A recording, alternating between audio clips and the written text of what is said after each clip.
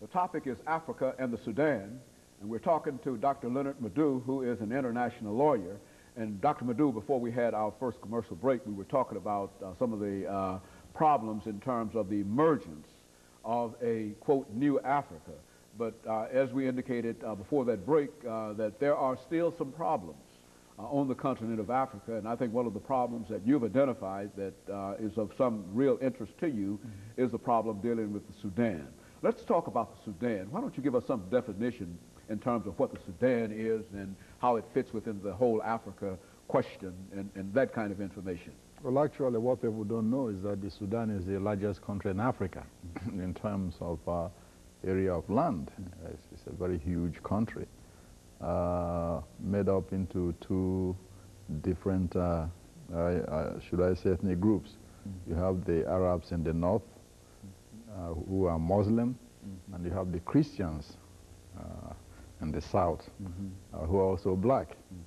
And that's part of the problem in the Sudan today.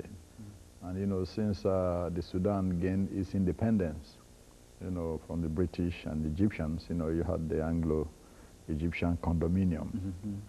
The country basically has been having some problems. The first civil war in that country started about 1953. And it never ended until 1972, when the then President Nimeri signed agreement with the Anyanya guerrillas led by General Joseph Lagu, promising autonomy for Southern Sudan, which he implemented at the behest of Emperor Haile Selassie of Ethiopia, who negotiated the agreement. But what happened is that in a few years later, the government of the Sudan went back on its word and decided to impose Islamic law on the whole country. On the entire country? On the entire country, absolutely. Nimeri tried to do that before he was overthrown. Then the new government that came in tried to turn it back. The new civilian government that came in as a result of Nimeri's overthrow, headed by Sadiq El-Mahdi, wanted to roll the law back, but he was overthrown himself by General Omar Bashir, and an Islamic law was, you know, enacted to impose this Sharia law all over the country.